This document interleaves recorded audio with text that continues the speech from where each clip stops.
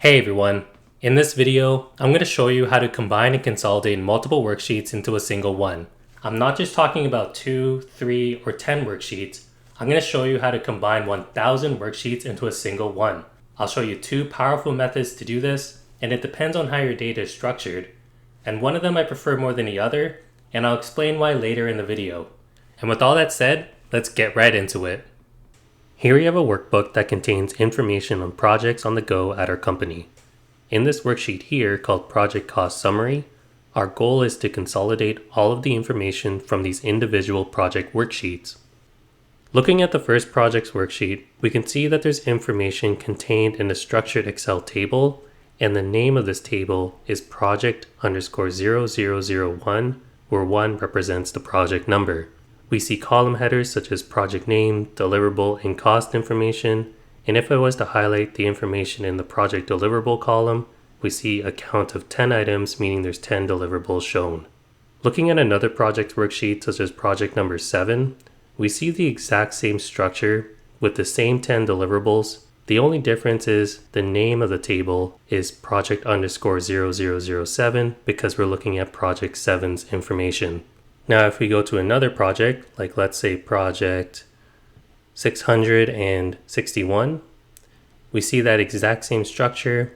And again, the only difference is the name of the table has the project number 661 shown. And this pattern continues all the way until project 1000. So if we go there, you see that same structure and the name of the table has project number 1000. So let's get started with consolidating this data.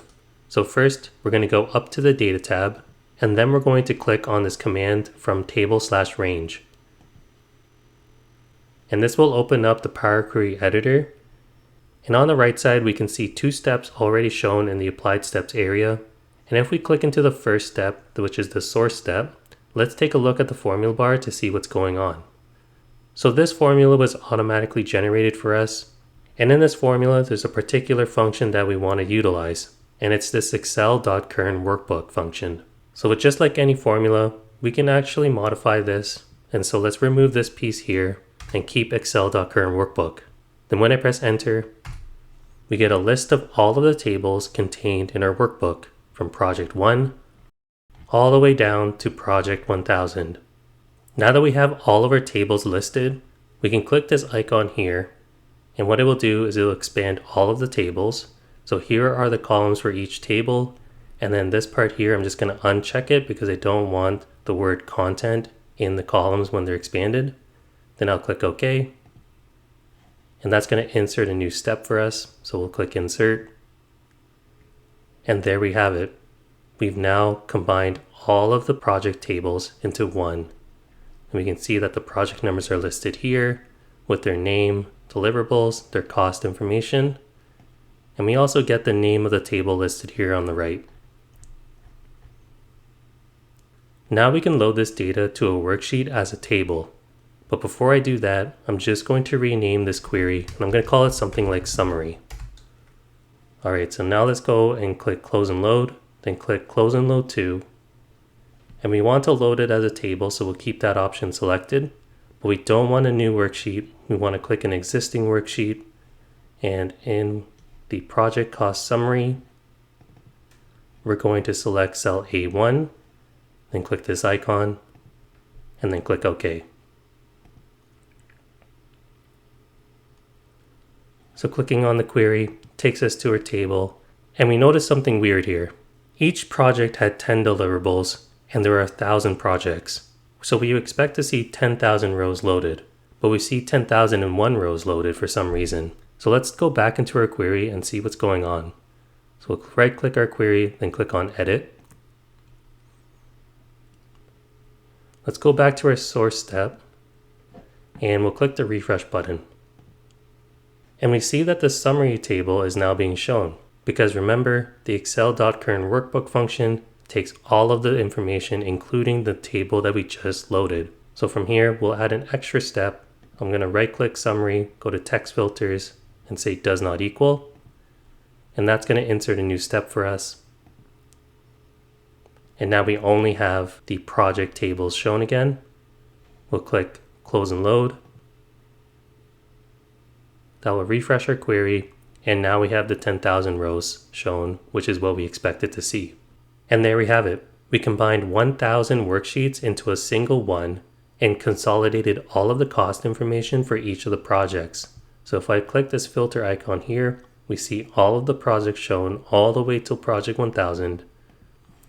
And we see that the table names also go all the way till project 1000 as well.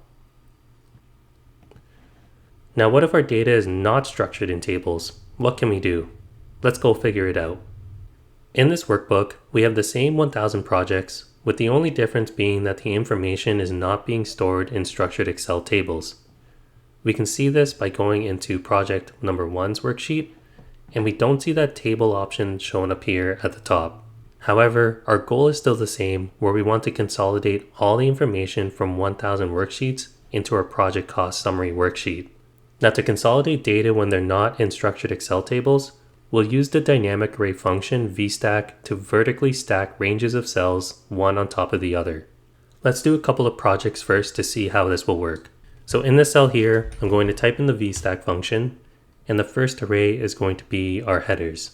So let's go to project number 1's worksheet and borrow the headers from there. Then our next array is going to be the information itself.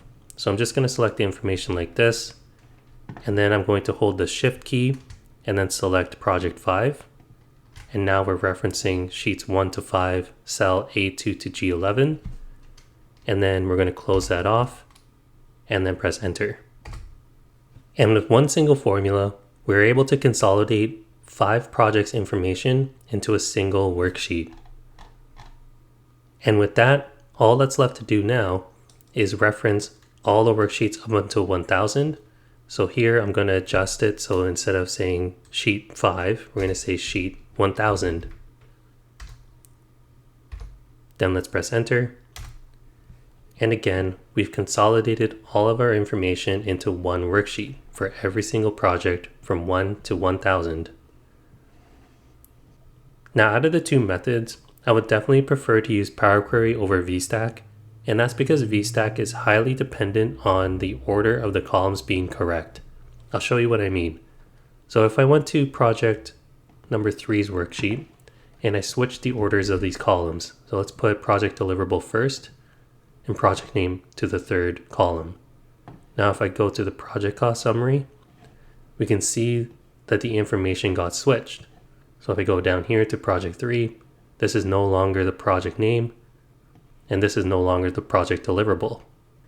Whereas when you're using PowerQuery, if I went to project 3 and I switched columns like this, and I went back to the project cost summary, right click the table and click refresh,